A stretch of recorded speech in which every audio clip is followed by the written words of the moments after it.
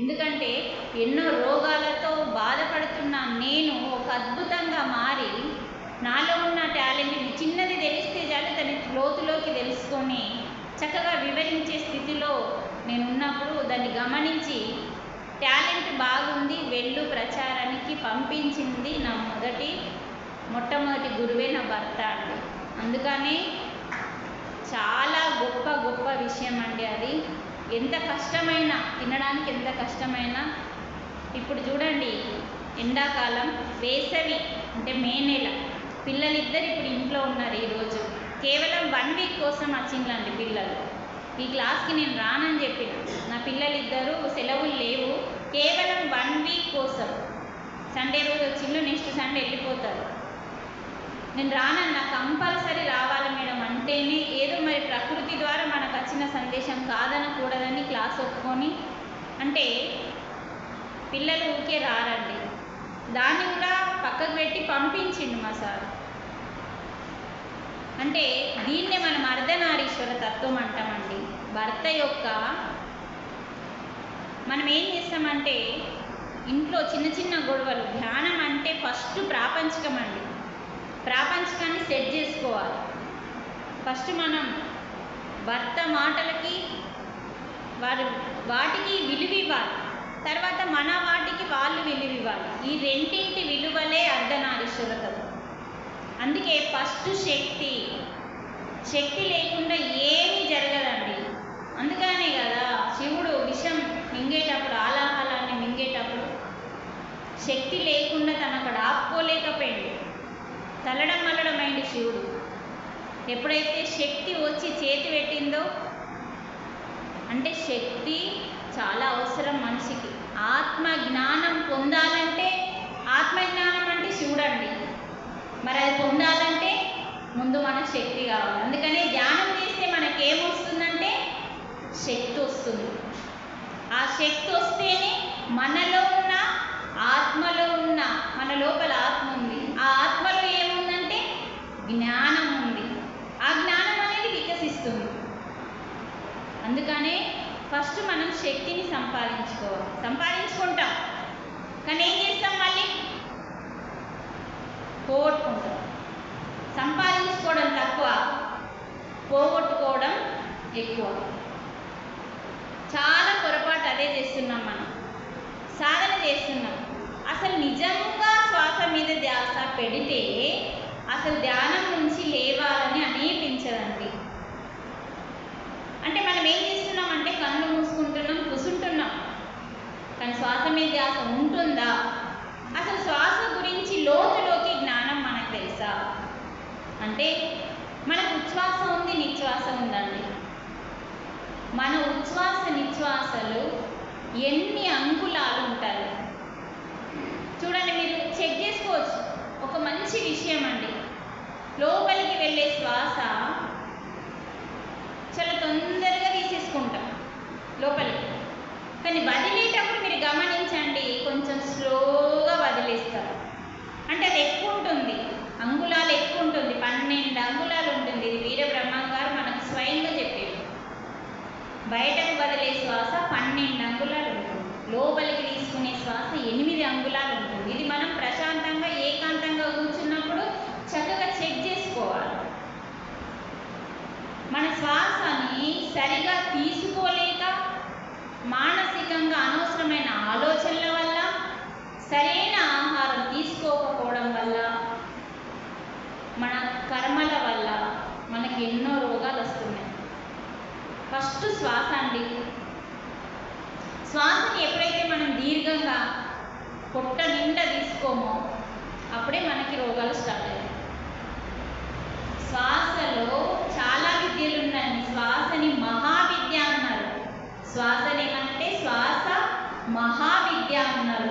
గొప్ప విద్య అండి శ్వాస గురించి తెలుసుకోవాలంటే ఒక రోజు మొత్తం శ్వాస గురించి తెలుసుకోవాలి చాలా. ఎందుకంటే నేను స్వయంగా న్యూటన్ సార్ క్లాసులలో ఇది నేను ఎంత లోతులోకి తెలుసుకున్నాను శ్వాస గురించి.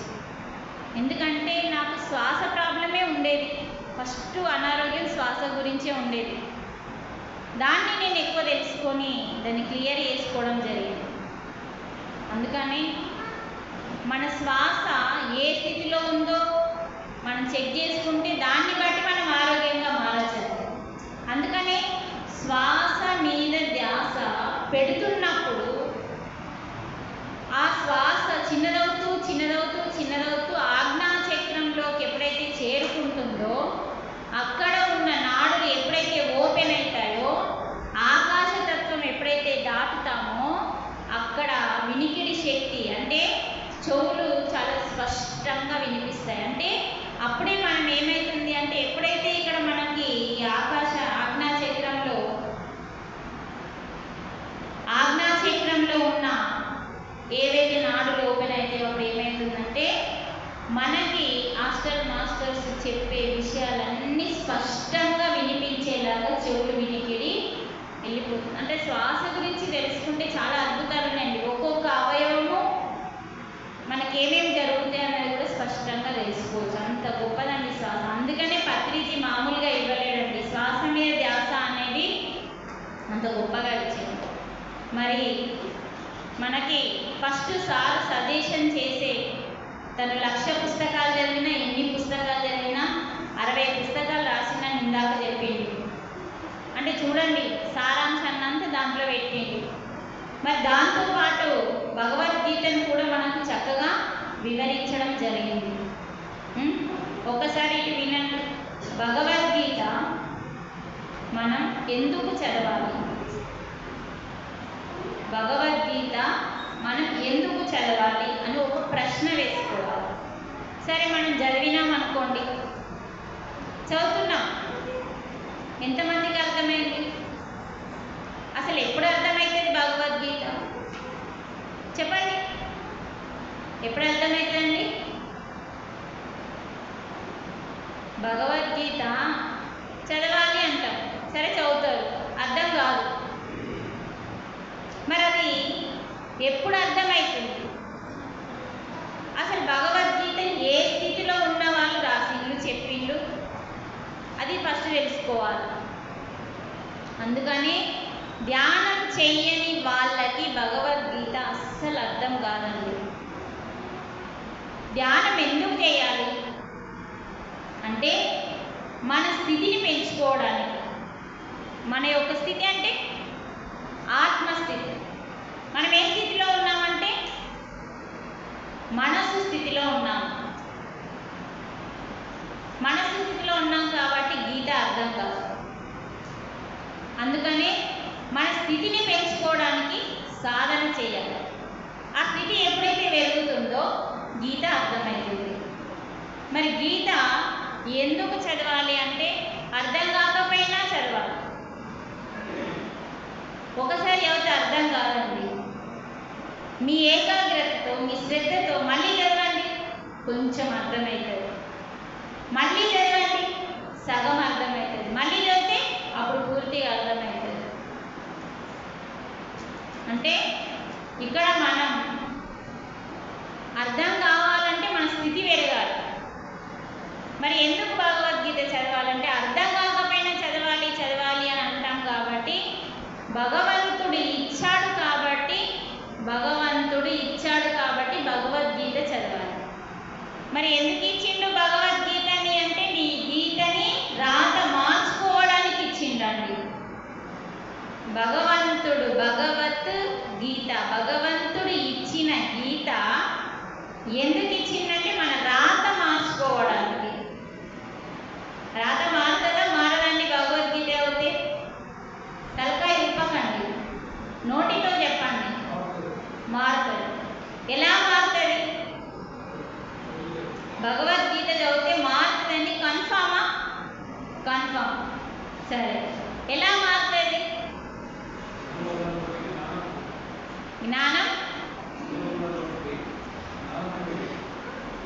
జ్ఞానాగ్ని దగ్ధ కర్మాణం. ఇది ఏంటిదంటే కేవలం జ్ఞానం. భగవద్గీత అంటే ఏంటంటే ఇక్కడ విగ్రహం ఉందండి, కృష్ణ అంటాం. ఆయనండి కృష్ణ అంటే జ్ఞానం, తృష్ణ అంటే అజ్ఞానం, అవిద్య. కృష్ణ తృష్ణ. అందుకే ఆ పేరు ఉందంటే ఆయనకి కృష్ణ అని పేరు ఎందుకు ఉందంటే ఆయన ఒక మహాజ్ఞాని. ఆ జ్ఞానాన్ని మనకిచ్చిండు, ఆ పేరు పెట్టుకున్నాడు ఆయన. అందుకే అంటే చూడండి, భగవద్గీతలో ఏముంది మొత్తము అంటే జ్ఞానం ఉంది.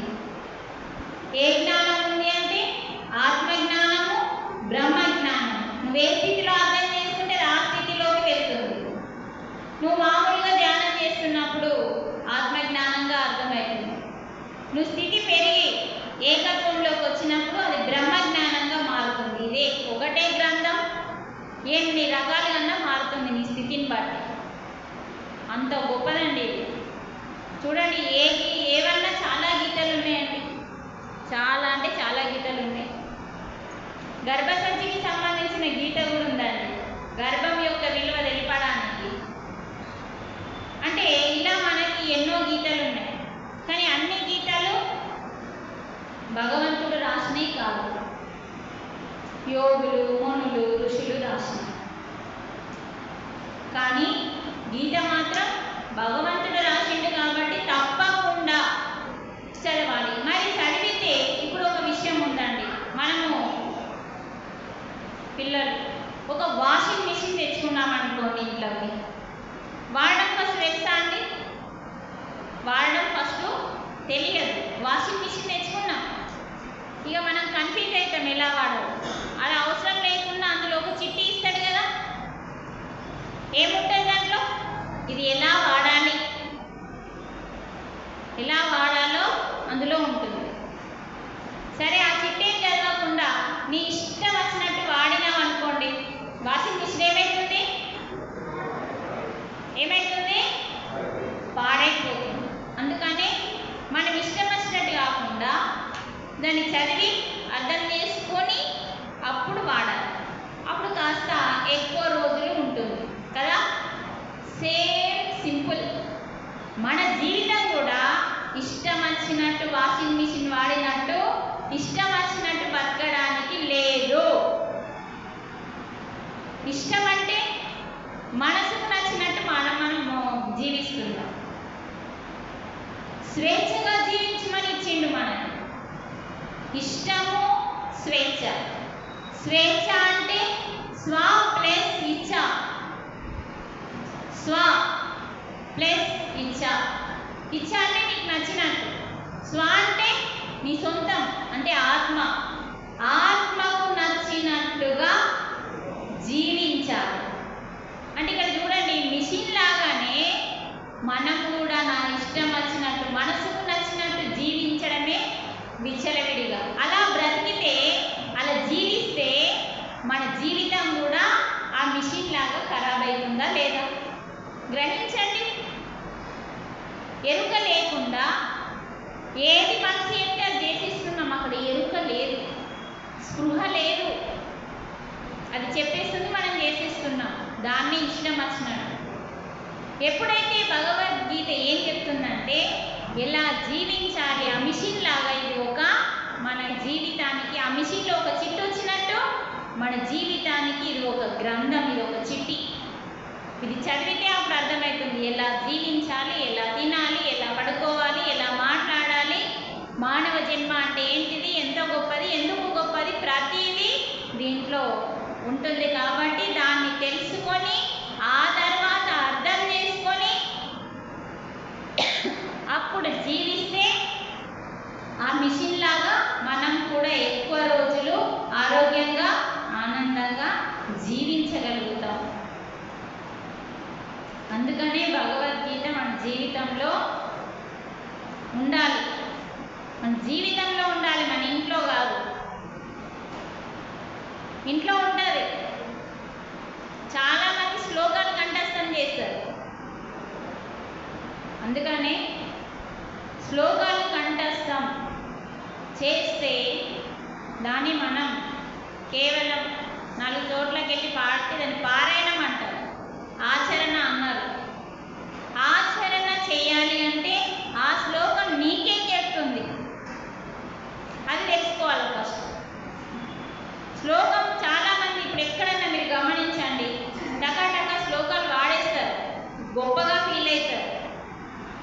భగవద్గీత శ్లోకం వస్తే సరిపోదు, రావాలి కానీ వస్తే సరిపోదు.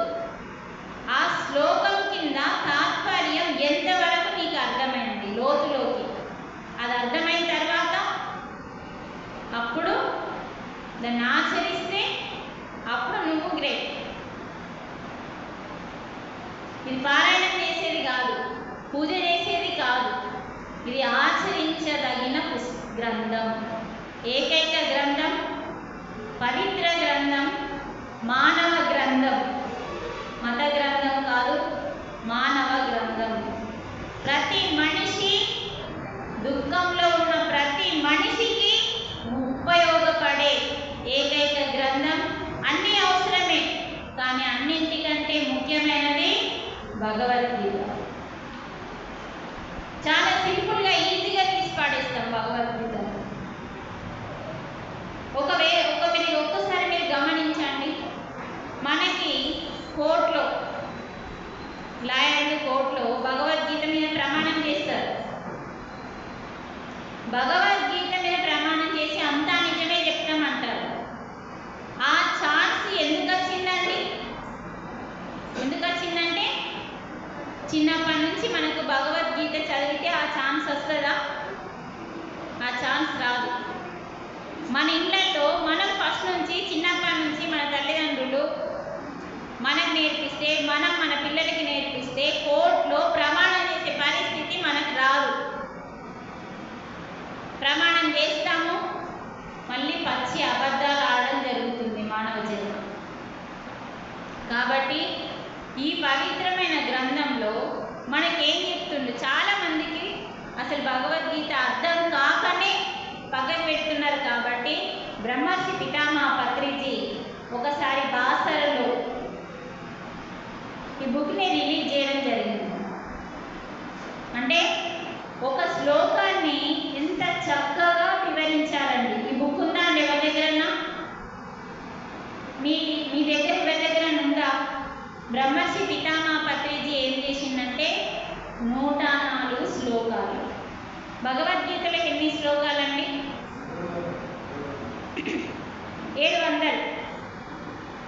700 శ్లోకాల నుండి పితామహ పత్రిజీ ఎక్కువగా 40 సంవత్సరాల నుంచి ఎక్కువగా ఏ శ్లోకాలనైతే వాడుతూ జ్ఞానాన్ని బోధించిందో మనకి ఆ శ్లోకాలని ఇందులో పెట్టడం జరిగింది.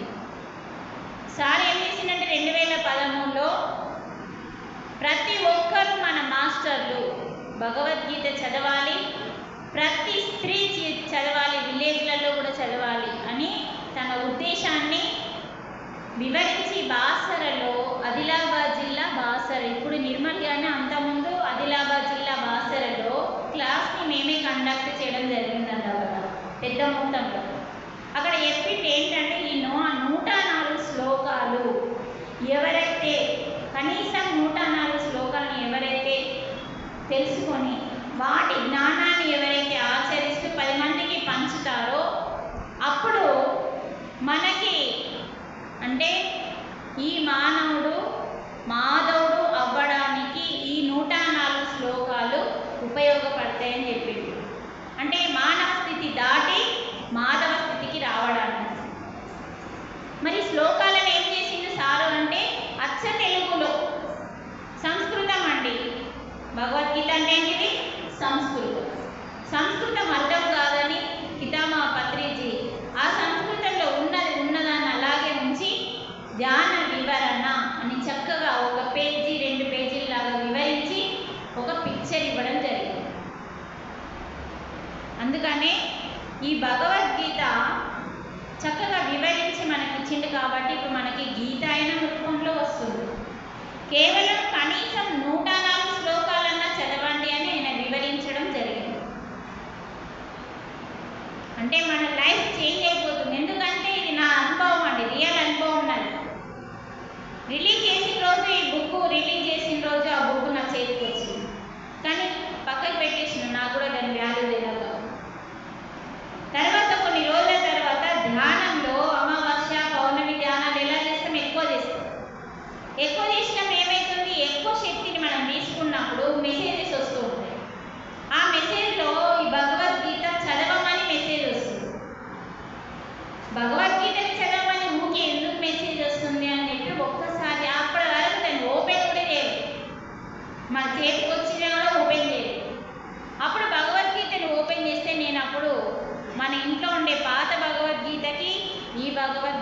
పోలిక చూస్తే ఏమైందంటే మన స్థితి తక్కువ కాబట్టి ఆ భగవద్గీత అర్థం కాక మూలకు పెట్టేసినాం.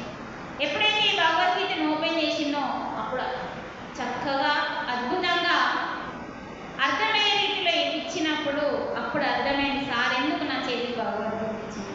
అప్పుడు ఆ భగవద్గీతని చదువుతూ కొన్ని రోజులండి ప్రతిరోజు భగవద్గీత చదువుతూ కొన్ని శ్లోకాలు నేర్చుకొని వాటి మీనింగ్ తెలుసుకొని వాటి మీనింగ్ ఇంకా లోతులోకి తెలుసుకొని తర్వాత ఇప్పుడు 8 సంవత్సరాల నుంచి కొన్ని వందల గ్రామాలు తిరుగుతూ రాత్రనక పగలనక కొన్ని వందల గ్రామాలు తిరుగుతూ ప్రతి స్త్రీ భగవద్గీత కొనాలి, చదవాలి, ఆచరించాలి అని చెప్పి కొన్ని వందల గ్రామాలు తిరుగుతూ మరి 8 సంవత్సరాల నుంచి భగవద్గీత పట్టుకొని తిరగడం జరుగుతుంది.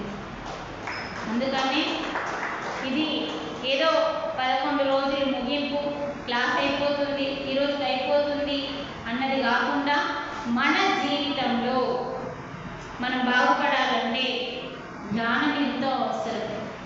ఆ ధ్యానం చేస్తేనే మనకి ఈ భగవద్గీత అనేది అర్థమవుతుంది. అది అర్థమైతేనే మన జీవితం ఒక లెవెల్లో ఉంటుంది, సరైన ట్రాక్లో ఉంటుంది.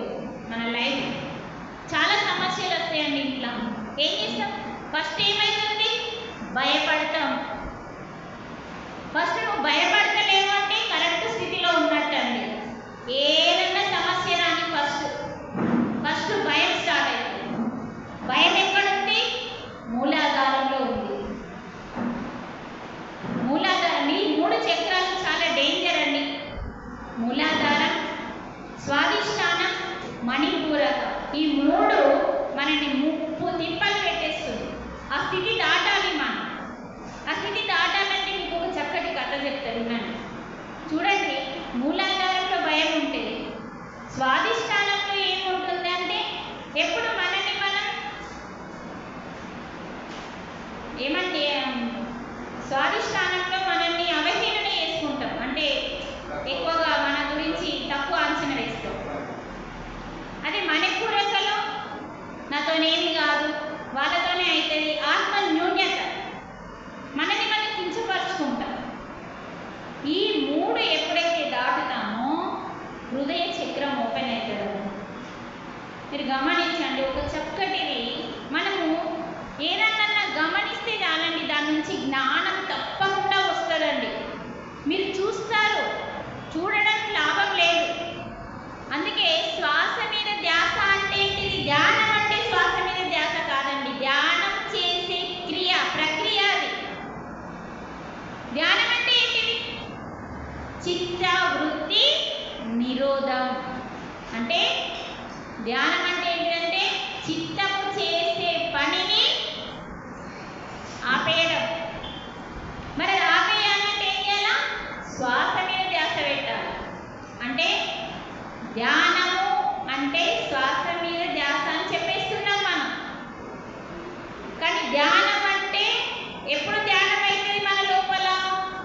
చిత్త వృత్తి నిరోధమైనప్పుడు, చిత్తం చేసే పని, చిత్తం ఏ పని చేయకుండా ఆగిపోయినప్పుడు ధ్యానం జరుగుతుంది.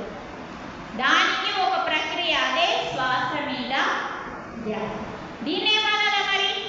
ధ్యానం చేసే పద్ధతి. ధ్యానం చేసే పద్ధతి అంటే ఏంటి? శ్వాస మీద ధ్యాస అంటే ధ్యానం చేసే పద్ధతి.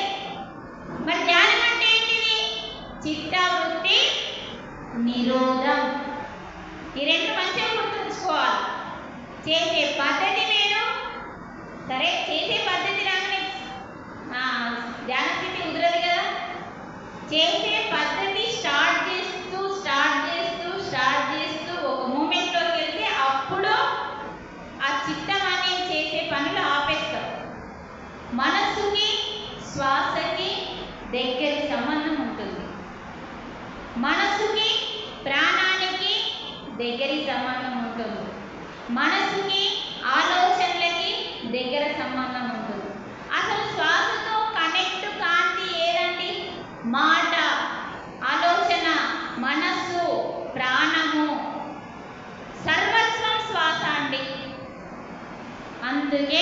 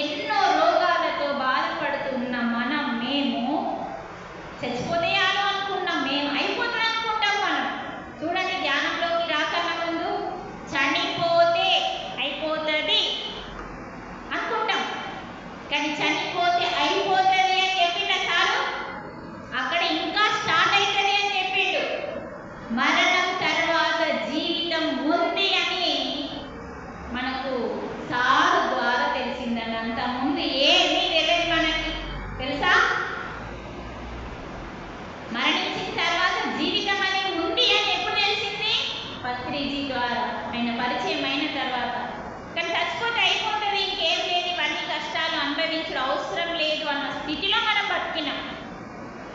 కానీ చచ్చిపోతే ఇంకెన్నో కష్టాలు వస్తాయి. అనవసరంగా మనం బలవంతమైన మరణం తీసుకుంటే ఈ కష్టాలని బాధలని భరించలేక మనం చచ్చిపోతే ఇంకా కష్టాలు ఎక్కువైతే అన్న విషయమే మనకు తెలియదు. అప్పుడు తెలిసింది మరణించిన తర్వాత అసలైన జీవితం ఉంటుందని, ఒరిజినల్ జీవితం అక్కడ ఉంటుందని తెలిసింది. అందుకే మరణం మధురం అనే బుక్కుని సార్ శరీరాన్ని వదిలిపెట్టిన తర్వాత అందరికీ వంచిపించింది.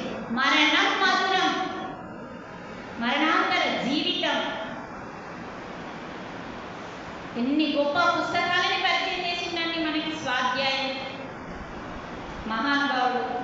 అంటే మనము గొప్ప స్థితిలో ఉండడానికి అస్సలు ఒక్క రోజు కూడా మనం వేస్ట్ చేయొద్దండి. ఈరోజు నేను 10:30కి బయలుదేరిన, పొద్దున 10:30కి బస్సు ఎక్కిన, కరెక్ట్ 4 గంటలకి నేను ఇక్కడ దిగిన. అంటే ఎంత జర్నీ ఉందో చూడండి. నాకు ఆదిలాబాద్ నుంచి బాన్స్వాడ 200 కిలోమీటర్ల దూరం వచ్చినాను. 200 కిలోమీటర్ల దూరంలో నేను ఒక్క నిమిషం కూడా వేస్ట్ చేయకుండా, అసలు అలసిపోకూడదు అని ఏం చేయాలా మరి? ధ్యానం చేద్దామా? బస్సు ఎట్లా ఉంటుంది ఇప్పుడు తెలుసు కదా, చాలా గందరగోళంగా ఉంటుంది, ఫ్రీ టికెట్ కాబట్టి. కానీ అద్భుతంగా మంచిగా శాస్త్రీచులు అక్కడి నుంచి ఇక్కడి వరకు ఎంతో జ్ఞానాన్ని తీసుకుంటూ వచ్చినాం. అంటే ఎక్కడ కూడా ఒక నిమిషం వేస్ట్ చేయకుండా బస్సులో వస్తూ మరి ఎంతో జ్ఞానాన్ని తీసుకుంటూ ఆ సమయాన్ని కూడా మనం ఎలా సద్వినియోగం చేసుకోవాలో నేర్పించిండు మనకి మహానుభావుడు. ఎక్కడ బస్సు లేట్ అయినా చిరాకు అవసరం లేదు, ట్రైన్ లేట్ అయినా చిరాకు అవసరం లేదు. ప్రతి చోట మన జ్ఞానం తెలుసుకోవచ్చండి.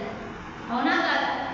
మనకేముంటే ఫస్ట్ మన యొక్క ఎరుకతో మనం ఉంటే చాలు, ఎక్కడైనా మనం జ్ఞానం తెలుసుకోవచ్చు. ఇక్కడ బస్సు రాకపోండి ఎంతసేపు అన్నా రాకపోండి కూర్చుంటాం చదువు. అంటే అలా మనం మారిపోవాలి, ఎదగాలి. ఎదగడానికే ధ్యానం, ఎదగడానికే స్వాధ్యాయం, ఎదగడానికే ఈ సజ్జన సాంగత్యం. ఈ త్రిరత్నాలు మన జీవితంలో రోజు ఈ త్రిరత్నాలు ఉండాలండి. ఈ 3 రత్నాలే మనల్ని రత్నంగా మారుస్తుంది. చెప్పాలి కదా, ఒక మామూలు స్థితిలో ఉన్న నేను గంటె పట్టుకొని ఇంట్లోనే ఆ గోళీలు వేసుకుంటూ చచ్చిపోవాలనుకున్న నేను ఈరోజు ఎంతో వందల మందిని శాకాహారులుగా, ధ్యానులుగా, జ్ఞానులుగా మార్చడానికి కారణం పత్రిజీ, పరమాత్మ వారిచ్చిన అవకాశం ఇది. అందుకనే వాళ్ళ అవకాశాలు ఇస్తారండి, మనం ఉపయోగించుకోవాలి. అందుకనే మన ఇంట్లో ఎటువంటి సమస్యలు వచ్చినా ఫస్ట్ భయపడడం మానేయాలి. సమస్య ఎప్పుడు వస్తుందంటే అది ధ్యానంలోకి వచ్చిన తర్వాత. ఎంతగానో నేను సఫర్ అయినా అండి ధ్యానంలోకి వచ్చిన తర్వాత. మేము డబ్బు పరంగా చాలా సఫర్ అయినామండి. అజ్ఞానంలో గురువుకు సంబంధం లేదు, భగవంతుడికి సంబంధం లేదు. అయితే మన ప్రారబ్ధ కర్మ ఉంటుంది, లేకపోతే ఆగామి కర్మ ఉంటుందండి. ఈ రెండింటితోనే సంబంధం ఉంటుంది. ఎలా? గతంలో చేసుకుంటే ప్రారబ్ధ కర్మ. ఈరోజు నువ్వు పైసలు ఓడుకున్నావు అంటే కారణం నీ కర్మ. అనారోగ్యాలు బాధపడుతున్నావు అంటే నీ కర్మ. అయితే ప్రారబ్ధం కావచ్చు, ఆగామిలో అజ్ఞానంలో ఉంటాం. ప్రజెంట్ కర్మ ఆగామి, అక్కడ అజ్ఞానంలో చేస్తాం, అహంకారంతో చేస్తాం. కాబట్టి గురువుకు సంబంధం లేదు, పరమాత్మకి సంబంధం లేదు. మన అజ్ఞానంతో మనం పోగొట్టుకున్నాం. అక్కడ మనకు విచక్షణ లేదు. కాబట్టి ఎంతోమంది మమ్మల్ని ఇచ్చేసిండ్రు. కొన్ని లక్షలు మా అజ్ఞానంతో పోగొట్టుకున్నాం. అది ప్రారబ్ధం అనుకున్నాం. గతంలో ఎవరిని మోసం చేసినామో ఈరోజు వారికి తీర్చేసినాం అనుకుందాం, సృష్టిలో అదొక భాగం అనుకున్నాం. కానీ ఏ రోజు గురువుని ధ్యానాన్ని తప్పు పట్టకుండా ఎందరో చెప్పిండ్లండి మాకు,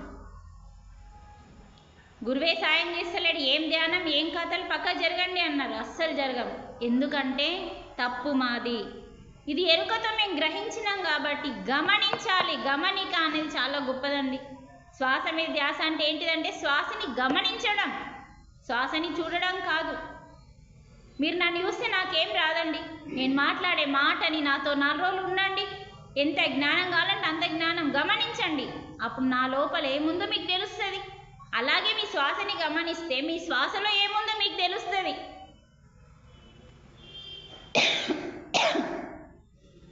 శ్వాసలో ఏముందో మనకు అసలు ఏం తెలియదండి. న్యూటన్ సార్ చెప్తాడండి శ్వాస గురించి, ఎంత గొప్పగా చెప్తాడో. రాఘవరావు సార్ కూడా శ్వాస మీద ధ్యాస, సైలెంట్ మెడిటేషన్. శ్వాస మీద ధ్యాస అనే ధ్యానము మనం ఏం చేస్తున్నామంటే ఆ శ్వాసతో మనం ఉంటే చాలండి. ఒక ఆలోచన లేకుండా శ్వాసతో మనం ఉంటే చాలు. అందులో ప్రాణశక్తి ఉంది, మన ప్రాణాన్ని నిలిపే శక్తి ఉంది, మన వాక్కులు బయటకు వచ్చే శక్తి ఉంది, మన మనస్సు ఆలోచనలు బయటకు వచ్చే శక్తి ఉంది, మన శరీరం, మన లోపలనే ఒక పరమాత్మ ఉండి అన్నింటినీ నడిపిస్తున్నాడు. అందుకని ఫస్ట్ మూలాధారంలో ఏ సమస్య వచ్చినా మేము ఫస్ట్ చాలా భయపడ్డామండి, జ్ఞానం లేక.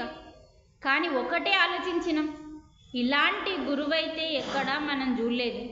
ఆ గురువేమి మనని చేయమని చెప్పలేదు, మేమే చేస్తామని పోయినప్పుడు తప్పు మనది.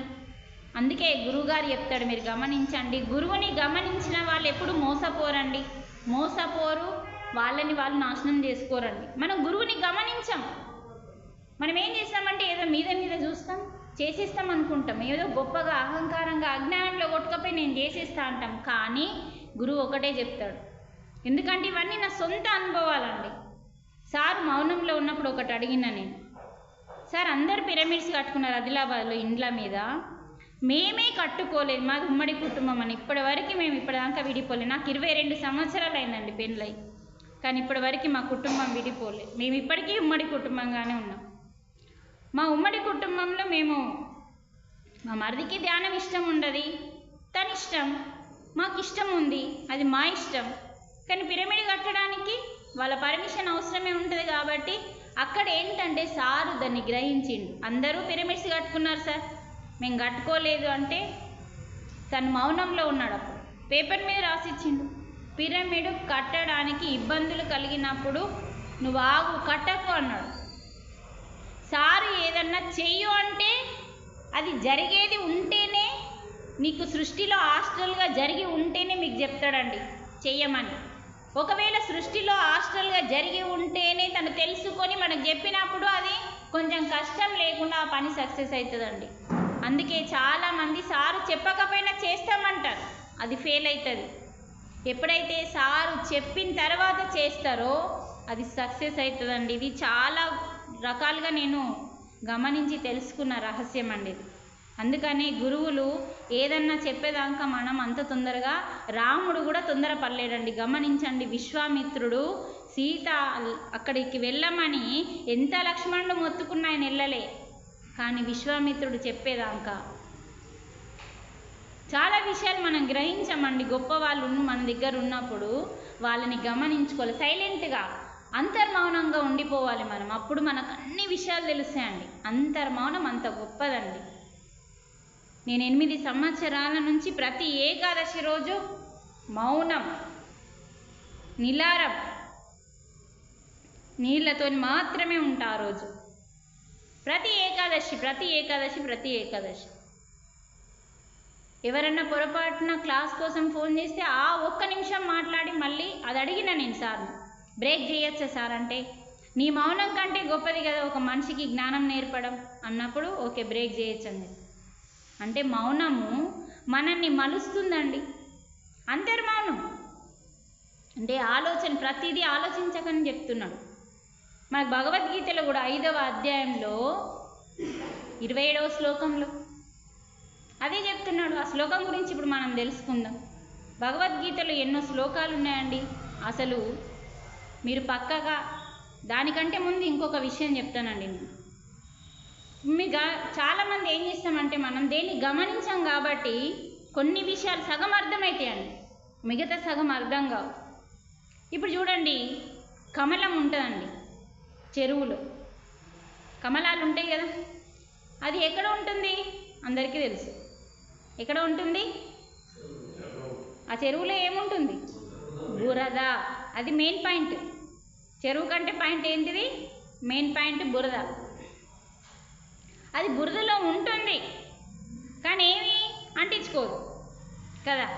అంటే దాని వేర్లు బురదలో ఉన్నాయి. బాగా వినండి, దాని వేర్లు ఎక్కడున్నాయి? బురదలో ఉన్నాయి. బురద లేకపోతే వేర్లు చచ్చిపోవా? అది బయట నీళ్ళల్లో ఉండదండి.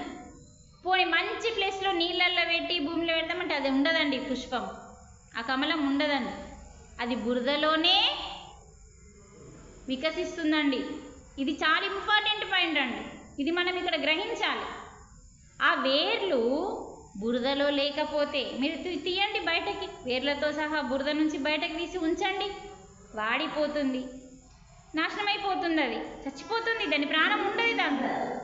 మరి ఎప్పుడైతే ఆ బురదని మనం గమనిస్తే అక్కడ కమలం మనకి ఏం నేర్పుతుంది అంటే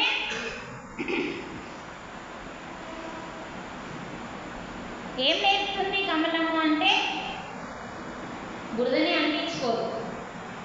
మరి ఆ కమలం బురదని అంటించుకోకుండా అందంగా వికసించి ఆ ప్రాంతానికి మనకి అందాన్ని, ఆహ్లాదాన్ని, ఆనందాన్ని ఇస్తుంది. చూడండి, అది వికసించగానే ఎంత అందంగా ఉంటుందండి.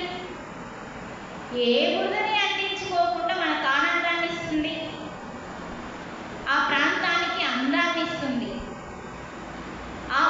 ఆ యొక్క కమలాన్ని, ఆ యొక్క బురదని మన జీవితంలోకి తీసుకోవాలండి. మన లోపల కొన్ని బురదలు ఉన్నాయండి, అవే అనారోగ్యాలు, అవమానాలు.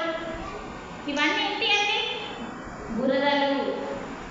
ఇవన్నిటిని మనం ఏం చేస్తామంటే ఇవి నాకే ఉన్నాయి, వీటన్నింటిని మనం ఏం చేస్తున్నామంటే అంటించుకుంటున్నాం.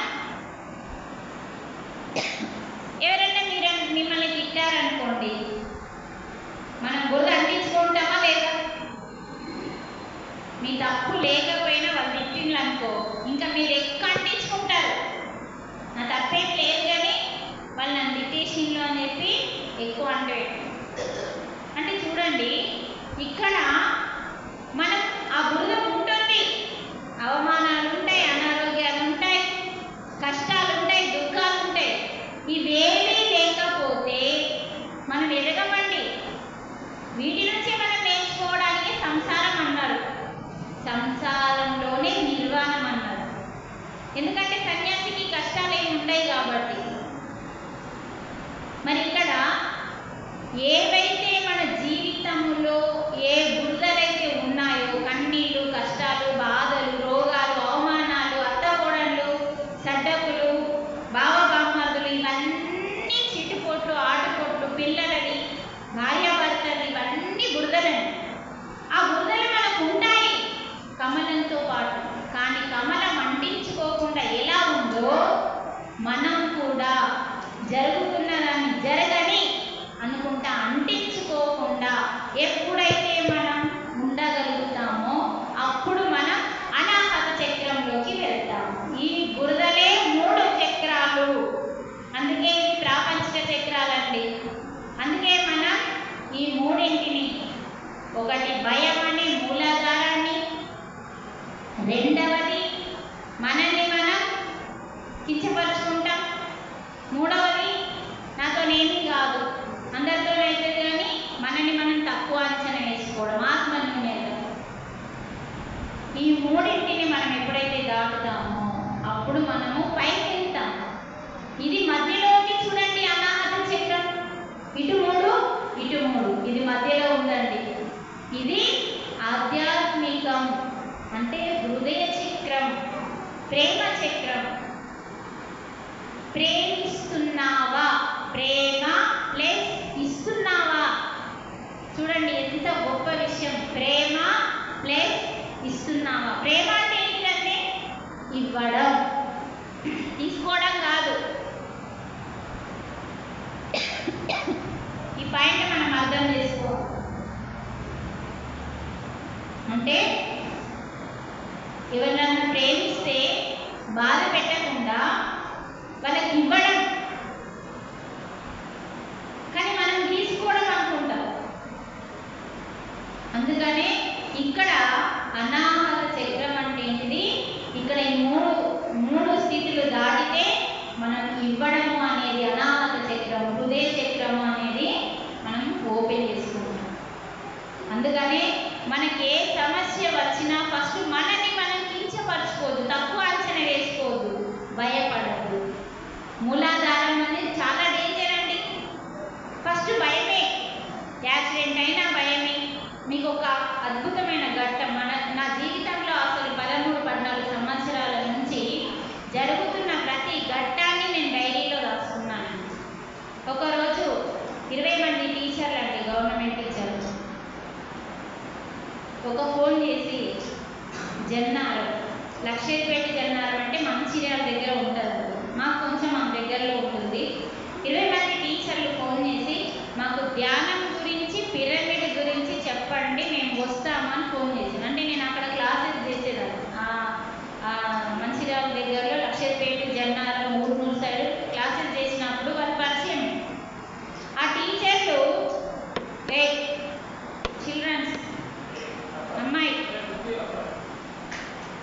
అప్పుడు వాళ్ళు ఫోన్ చేసినప్పుడు సరే రండి మీరైతే అని చెప్పి, సరే అని చెప్పి వాళ్ళందరూ మగవాళ్ళు ఉన్నారని చెప్పి నేను మా సార్ని వాళ్ళతో ఇచ్చి ఒక పిరమిడ్ని చూపించి ధ్యానం చేయించి, ధ్యానం గురించి చెప్పి పిరమిడ్ శక్తి గురించి చెప్పడానికి మా సార్ని వాళ్ళతో పంపించి, మా సార్ వెళ్ళేటప్పుడు మంచిగా వెళ్ళిండండి. 20 మందికి ధ్యానం చేయించి పిరమిడ్ గురించి చెప్పి, దాని శక్తి గురించి చెప్పి వివరించి చక్కగా వాళ్ళు ఓకే వేసుకొని వాళ్ళు వెళ్ళిపోయారు. తర్వాత మా సారు అందరు వెళ్ళిపోయిన తర్వాత కిందికి దిగుతుంది. ఇక్కడ మనం చేసిన ఆ కర్మ చాలా ఇంపార్టెంట్ అండి. 20 మందికి గవర్నమెంట్ టీచర్లకి మన జ్ఞానాన్ని ఇచ్చినాం, ధ్యానం చేయించినాం, పిరమిడ్ శక్తి గురించి ప్రచారం చేసినాం. అది మంచి కర్మ. తర్వాత మా సార్ అంతా అయిపోయిన తర్వాత 2 అంతరాల పైన ఉంటుంది పిరమిడ్.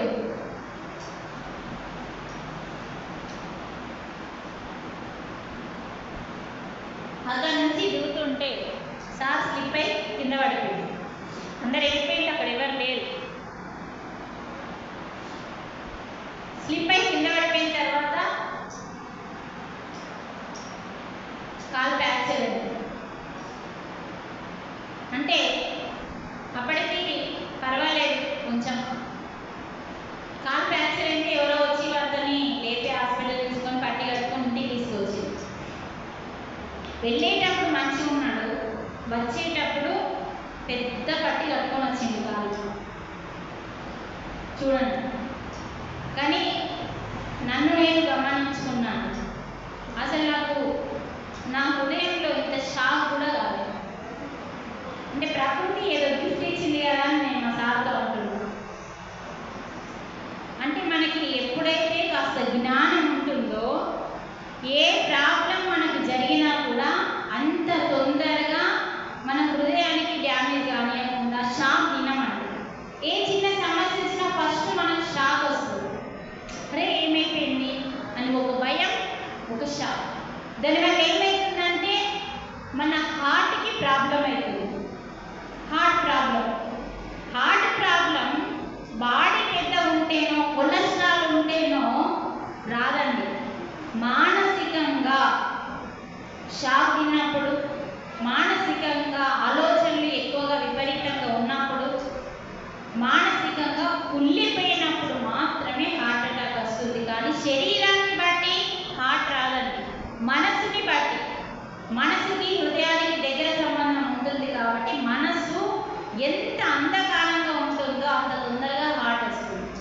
కాబట్టి మనం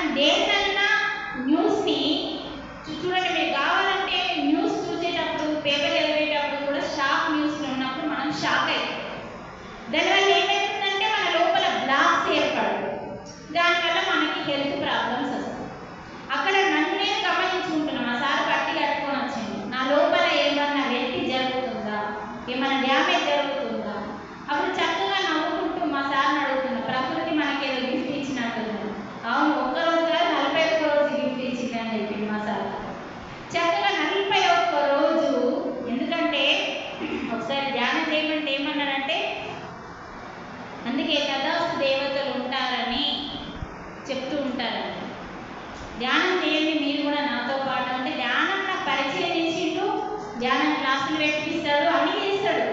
ధ్యానం చాలా తక్కువ చేస్తాడు, బుక్స్ తక్కువ చదువుతాడు. అప్పుడు మీరు కూడా చేయండి అంటే నాకేం రోగాలు ఉన్నాయి, నీకంటే అనారోగ్యాలు ఉన్నాయి, నువ్వు చెయ్యాలి. నాకేం అనారోగ్యం లేదు, నేను తక్కువనే చేస్తాను, నేను ఎక్కువ చేయాలి. ఈ పలుకు మెసేజ్ వెళ్ళిపోతుందండి సృష్టిలో. అందుకే అంత తొందరగా సాగు శ్వాస మీద ధ్యాసతో పాటు మాట మీద ధ్యాస కూడా అయిపోయింది. ఆ పలుకు సృష్టిలోకి వెళ్ళిపోయింది. ఆ ప్రకృతి ఏం చేసింది, మా సారికి చక్కగా 41 days మూల గుకుండా పెట్టింది. చాలా విషయాలు తెలుసుకుంటామండి మనం గమనిస్తే. 41 days బెడ్ రెస్ట్. సార్ ఒకటే చెప్తాడు, మనకి ఏ ప్రమాదం జరిగినా ముందు ప్రచారం చేయడం ఆపండి అంటారు. చుట్టాలకు చెప్తాం కదండి, ఇక వాళ్ళు వస్తారు చూడండి. ఈ సోదంతా డ్యామేజ్ అండి, గమనించండి. ఎప్పుడైతే ఎంతమంది చుట్టాలు వస్తారో అంత డ్యామేజ్ జరుగుతుందండి ఆ ఒక పేషెంట్కి కానీ ఆ మంచిగా ఉన్న వాళ్ళకి కానీ. ఒకటే చేసిన అండి, నమ్మండి నమ్మకం అండి. 41 days మా అత్తమ్మ కుక్కదానికి ఫోన్ చేసి, అత్తమ్మ ఇట్లా చిన్నగా జరిగింది, టెన్షన్ పడకు నేను చూసుకుంటా అని చెప్పి మొత్తం 41 days మా అమ్మ వాళ్ళకు కూడా చెప్పలేదు. ఒక్క మనిషికి కేవలం అత్తమ్మ ఒక్కదానికి చెప్పి 41 days ఒక్క చుట్టం కూడా ఇంటికి రాకుండా చూసుకొని 3 గంటలు ధ్యానం అండి. రోజు ఒక్క ట్యాబ్లెట్ వేయలేదండి. ఆ పట్టి మాత్రం రెడ్ కలర్ పట్టి మాత్రమే కట్టించి 3 గంటలు ధ్యానం. ఒక యోగి ఆత్మకథ, తులసి దళం, సాక్షి సాధన, ఇలా 3 పుస్తకాలు 41 రోజుల లోపల తను ఒక యోగి ఆత్మకథని ఎంత బాగా అర్థం చేసుకున్నాడు ఆయన. అలా ఆ 3 పుస్తకాలు చదివి 3 గంటలు ధ్యానం చేసి ఆ యొక్క కాల్ ఫ్రాక్చర్ని ఒక ట్యాబ్లెట్ లేకుండా తగ్గించుకున్నాడు. మరి ఇక్కడ మనం షాక్ తినకుండా ఏ సమస్య వచ్చినా 10 మందికి పంచి, అంటే నెగిటివ్ని పంచకూడదండి. పంచితే ఏమవుతుంది, పెంచబడుతుంది. నెగిటివ్ అయినా సరే పాజిటివ్ అయినా సరే ఏది నచ్చినా అది పెరుగుతుందండి. చూడండి, ఒక్క సుట్టం రాలే, ఆ ఛాయ్ గంట అవసరం లేదు, ఇవ్వాల్సిన లేదు, చక్కగా ధ్యానం జరుగుతుంది, జ్ఞానం జరుగుతుంది, స్వాధ్యాయం జరుగుతుంది. అదే మనము 100 మంది 200 మంది 500 మంది చూడడానికి వచ్చింది అనుకోండి, ధ్యానము జ్ఞానము స్వాధ్యాయం అన్నీ గంగలో అవుతుంది. ఇక్కడ ఏం జరిగిందంటే సత్యం మనం ఇక్కడ ఏం తెలుసుకోవాలంటే, ఏది జరిగినా మనకి కర్మని బట్టే జరుగుతుంది. అయితే మా సార్కి ఏం జరిగిందంటే పెద్దగా మోకాలు దగ్గర నుంచి కాలు ఇరిగిపోవాల్సిన కాలు చిన్న ఫ్రాక్చర్తోని వెళ్ళిపోయిందండి. అంటే తను చేసిన మంచి కర్మల వల్ల ఆ కర్మ ఏమైంది, పెద్ద కర్మ చిన్నదిగా మారిందండి. అప్పుడే మనము మన జీవితంలో జరుగుతున్న ప్రతి సంఘటనే మనకు పాఠాలండి. అందుకనే మనం ఈ సత్యాలన్నీ తెలుసుకోవాలి. ఇక్కడ ఏంటంటే ఆ రోజు మేము ఎన్నో విషయాలు తెలుసుకున్నామండి. అంటే మనం సృష్టిలోకి ఇప్పుడు ఎవరికైనా మోకాళ్ళ నొప్పులు ఉన్నాయనుకోండి, మనం ఏం చెప్తాం, వదినే నాకు మోకాళ్ళ నొప్పులు ఉన్నాయే, నడస్తలేదే, నేను రానే, ఈ సోదంతా చెప్తాం. అవన్నీ ఏం చెప్తుంది, ఇంకో వదిలే చెప్తుంది. ఇది ఏమవుతుంది, ఎవరికైతే చెప్తున్నామో అది మొత్తం సృష్టిలోకి వెళ్ళిపోతుంది. మనం మనిషితో చెప్తలేమండి, సృష్టిలో చెప్తున్నాం. ఏది ఉన్నా కూడా మన అంతరాత్మకే శోధించుకొని మనం దాన్ని ఎలా తగ్గించుకోవాలి, దాని మీద ధ్యాస పెట్టాలి. ధ్యానంలో ధ్యాస అంతా దాని మీద పెడితే అక్కడ ఉన్న ఆ కణాలు మనతో మాట్లాడతాయి. ఆ కణాలు ఎలా తగ్గించుకోవాలో మనకు చెప్తే అంత డీప్గా మనం వెళ్ళగలగాలి. పక్కలకు చెప్తే నెగిటివ్గా మారుతుంది, మన సోల్కు మన కణాలకు చెప్తే అది పాజిటివ్గా మారి మనకు జ్ఞానాన్ని శక్తిని అందిస్తుంది. ఇవన్నీ రియల్గా నా జీవితంలో జరిగిన అద్భుతాలండి. అందుకని జ్ఞానం అనేది మనల్ని ఎలా ఉన్నతంగా మార్చిదిద్దుతుంది అంటే గమనించినప్పుడు ప్రతిదాన్ని గమనించాలి. ధ్యానం చేస్తేనే కాదండి, మన జీవితంలో జరుగుతున్న ప్రతి సంఘటనలు కూడా ఎవరి వల్లనో ఎప్పుడు ఏమీ జరగవండి. అన్నీ మన వల్లనే జరుగుతాయి, మన పొరపాట్ల వల్లనే, మన అజ్ఞానం వల్లనే జరుగుతాయి. కాబట్టి ఏ దేవుణ్ణి దూషించినా మీరు కర్మ చేసుకున్నట్టే. మళ్ళా డబ్బులు వేయని మొత్తుకుంటాం, ఏమైతుంది అక్కడ? దేవుణ్ణి కానీ పక్కుల్ని కానీ దూషిస్తే మళ్ళీ నువ్వు కొత్త కర్మ చేసుకున్నాను. అందుకనే అక్కడ నువ్వు మౌనంగా ఉండి ఏం జరిగిందో మళ్ళీ ఒకసారి రిపీట్ చేసుకొని నీ మెడిటేషన్లో చెప్పుకోవాలి. మనం ఏది చేసినా శక్తి ఖర్చు కాకుండా పనులు జరగవండి. అందుకని గీతలో కూడా మనకి నువ్వు ఏ కర్మ చేసినా కోరికలు లేకుండా, సంకల్పాలు లేకుండా ఏదన్నా చేసుకో, ఏ పనన్నా పని చేయు, ఫలితం పరమాత్మకి వదిలిపెట్టు. గీతలో చెప్తున్నాడు ఆయన. అంటే పని చేయు, వదిలిపెట్టు. కానీ పని చేసి ఒక కోరిక, ఒక సంకల్పం పెడితే దానికి నువ్వు ఆశించినట్టు, దానికి ఫలితం వస్తుందో రాదో, వస్తే కొంచెమే వస్తుంది అని ఒక డౌట్ ఉంటుంది. అదే మనం కర్మని చేసి పూర్తిగా వదిలిపెట్టేస్తే దానికి ఫలితం అనంతం అని చెప్తుంది గీత. అందుకనే ఏంటి బ్రేక్ ఇయ్యనా అంజయ్య? బ్రేకా? మళ్ళీ ఉంటుందా క్లాస్ మెడిటేషన్? ఒక్క శ్లోకం తెలుసుకొని బ్రేక్ తీసుకుందాం. సరే, ఇప్పుడు మనం ఈ శ్లోకం ఏం చెప్తుందంటే మనకి ఇందాక చెప్పిన కదా నేను, మనకి 5వ అధ్యాయంలో మనం చేసే పొరపాటు ఏంటో భగవద్గీత మనకి చక్కగా చెప్తుందండి. మనం ఏ పొరపాట్లు చేస్తున్నాము అన్నది మనకన్నీ తెలుసు. కానీ అక్కడ మనసు ఏం చేస్తుందంటే మనల్ని సరైన స్థితిలో ఉండనివ్వదు.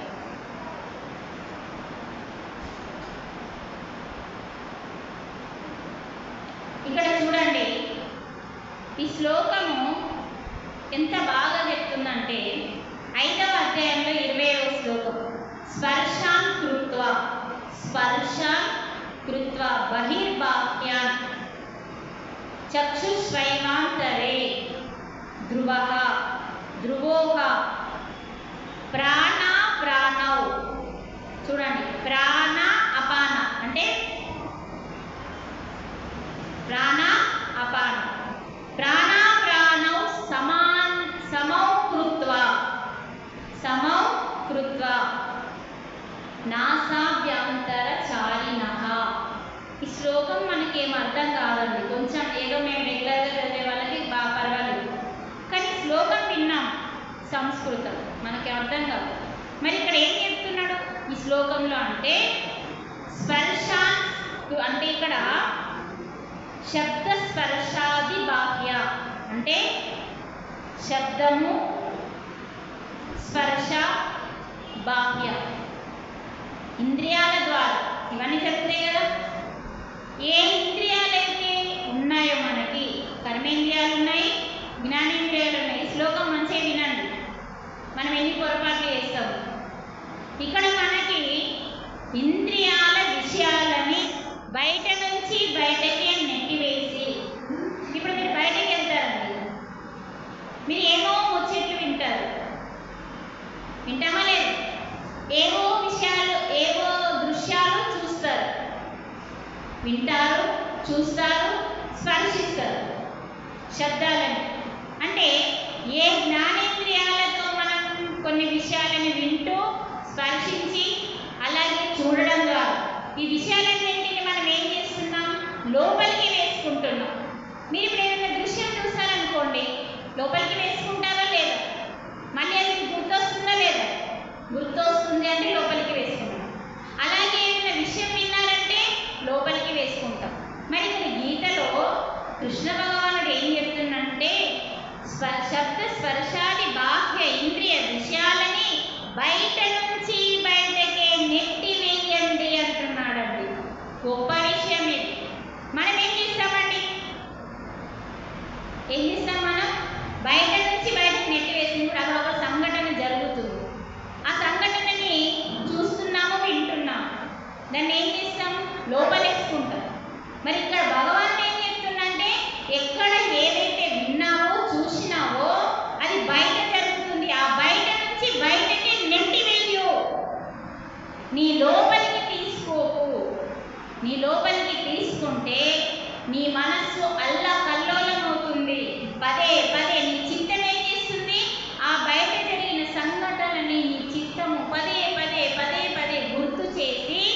నీ అంతరంగాన్ని నాశనం చేస్తుంది. అందుకనే ఎక్కడ ఏదైతే విన్నావో అమ్మలక్కల ముచ్చట్లు కానీ గొడవలు కానీ ఏ చెట్టు చూసినావో అదంతా కూడా ఎక్కడ బయట చూసినావో ఆ బయట నుంచి బయటకి నెట్టి వేసి ఏం చేయమంటున్నాడు? ధ్యాసను బ్రుగిటి మధ్యలో చూడండి, ధ్యాసను బ్రుగిటి మధ్యలో నిలిపి నాసికా రంధ్రాల ద్వారా ప్రవహిస్తున్న ప్రాణ అపాన అనే వాయువులని సమానం చేయమంటున్నాడు. ఇందాక చెప్పిన నేను ఉచ్ఛ్వాస అంటే లోపలికి తీసుకునే ఆక్సిజన్ 8 అంగుళాలు ఉంటుందండి. నిశ్వాస బయటికి వదిలే శ్వాస 12 అంగుళాలు ఉంటుందండి. మరి ఒక ముక్కు రంధ్రం నుంచి లోపలికి వెళ్తుంది, అవునా? ఒక ముక్కు రంధ్రం నుంచి బయటకు వస్తుంది. కానీ ఇవి బ్యాలెన్స్ అటు ఇటు ఉన్నాయి. మరి ఏం చేయమంటుండు? ఎప్పుడైతే నీ ధ్యాసను బ్రుగిటి మధ్యలో నిలిపి నీ యొక్క రంధ్రాల ద్వారా ప్రవహిస్తున్న ప్రాణ అపానాన్ని సమానం చేయమంటున్నాడు. సమానం చేసి ఏమవుతుందంటే అక్కడ చూసిన ఆలోచనలన్నీ అప్పటికే వెళ్ళిపోతాయి. ఇంత స్పష్టంగా చెప్తున్నాడు. మనం ఏం చేస్తామంటే అన్ని పొరపాట్లే చేస్తాం. చూడండి, ఒకవేళ మనం గీత చదివితే, గీతని అర్థం చేసుకుంటే అమ్మలక్కల ముచ్చట్లు వేసుకుంటామా? లోపల వేసుకోకుంటే మన జీవితం బాగుపడుతుంది. వేసుకుంటాం కాబట్టి మన జీవితాన్ని మన చేతులతోనే మనమే నాశనం చేసుకుంటున్నామండి. అది స్నేహితుల ద్వారా కానీ, చుట్టాల ద్వారా కానీ, పక్కింటోళ్ళ కానీ, ఎదురింటోళ్ళ ద్వారా కానీ విని మనమే కానీ ఎవరి వల్ల కాదండి. అందుకనే ప్రతి శ్లోకంలో పరమాత్మ నీకేం చెప్తున్నాడో తెలుసుకోవాలండి. మరి ఒక్క శ్లోకంలోనే ఇంతగానం జ్ఞానం ఇంకా వివరించచ్చు దాన్ని. అందుకనే దీన్ని వివరించాలంటే భగవద్గీత శ్లోకాలు మనం ఒక 2-3 తీసుకుంటేనే ఒక రోజంతా వివరించవచ్చు. మరి 700 శ్లోకాలు వివరించాలంటే ఎన్ని రోజులు కావాలండి? కనీసం ఒకే ఒక్క మాట చెప్పిండండి పత్రిజీ. 700 శ్లోకాలు కూడా చదవకపోయినా కానీ ఒక్క మనిషి ఒకే ఒక్క శ్లోకాన్ని అర్థం చేసుకొని ఆచరిస్తే వాడు మారిపోతాడు అని చెప్పిండండి పత్రిజీ. ఒక్క శ్లోకం అన్నా అంటున్నాడు. ఇప్పుడు మనం తెలుసుకున్న శ్లోకం ఒకటి సరిపోదండి మనం మారడానికి. ప్రతి విషయాన్ని మనకే కావాలి, ప్రతి ఒక్కటి సమస్య మనకే కావాలని ఏం చేస్తాం? అన్నీ వింటాం, అన్నీ మన లోపల వేసుకుంటాం. ఆ లోపల వేసుకొని చిత్తాన్ని పదే గుర్తు చేసుకొని మనస్సుని ఆలోచనల ద్వారా అంతరంగాన్నంతా ప్రశాంతంగా ఉన్న అంతరంగాన్ని మనం ఎంత దారుణంగా చేసుకుంటున్నామో గమనించండి. ఒక్కసారి శ్లోకం చెప్పండి అందరూ. స్పర్శాన్ కృత్వా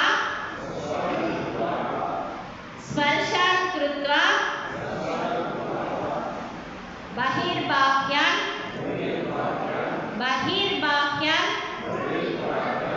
చక్షుశ్రైవాంతర అంటే ఈ 2 కళ్ళు, శరీరం. చక్షు అంటే శరీరానికి ఉన్న చక్షుశ్రైవాంతరే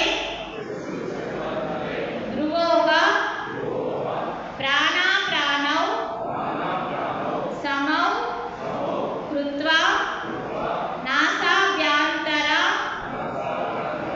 చారిణాః. ఈ శ్లోకం ఇప్పుడు మనం విన్నాం కదండి.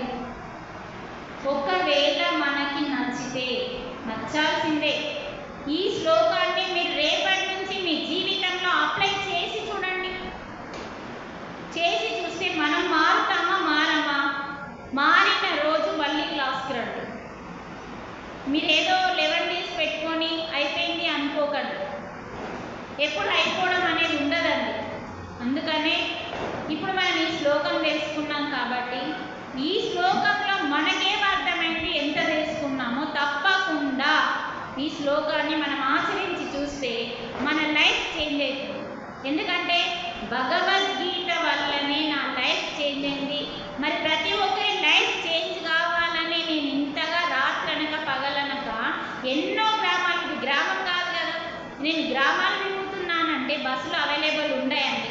ఎంత కష్టమైనా సరే ఆ గ్రామానికి వెళ్ళాలి, ఆ గ్రామంలో ఉన్న వాళ్ళకి చెప్పాలి అన్న ఉద్దేశంతో, వాళ్ళు మారాలన్న ఉద్దేశంతో మరి సార్ చేసిన సంకల్పాన్ని మనమందరం నెరవేర్చాలి. కాబట్టి ప్రతి ఒక్కరం కూడా మనం చేయాలి వర్క్. కాబట్టి ప్రతి ఒక్కరూ ఎదిగితేనే వర్క్ అవుతుందండి, ఎదగకపోతే వర్క్ కాదు. కాబట్టి వర్క్ చేయాలంటే మనం ఎదగాలి, ఎదగాలంటే గమనించాలి, ప్రతిదాన్ని గమనించాలి. అందుకని మనం బ్రేక్ తీసుకుందాం. ఇప్పుడు వీలైతే క్లాస్ తీసుకుందాం, లేకపోతే మెడిటేషన్ చేద్దాం. చూడండి మీ ఇంట్రెస్ట్ని బట్టి. ఇప్పుడు బ్రేక్ స్నాక్స్ ఉన్నట్టుంది, బ్రేక్ తీసుకుందాం. మీకు ఏమైనా డౌట్స్ ఉంటే కూడా అడగచ్చు. ఈ భగవద్గీతలు కూడా ఉన్నాయండి, కావాలనుకుంటే చూడండి. ఫస్ట్ అయితే చూడాలి, తీసుకోవడం కాదండి, ఫస్ట్ చూడాలి. చూసిన తర్వాత మా శ్లోకం చదవండి, తర్వాత చూడండి. ఇక్కడ బుక్స్ మాత్రం మనం తప్పకుండా కొనుక్కోవాలండి. వేరే ఆర్భాటాలకి కొనడం ఆపేసి బుక్స్ మన ఇంట్లో ఒక లైబ్రరీ ఉండాలండి. ప్రతి ఒక్కరి ఇంట్లో లైబ్రరీ ఉండాలండి. ఆ లైబ్రరీలో ఉన్న ప్రతి పుస్తకం ఆత్మ జ్ఞానానికి సంబంధించి ఉండాలండి.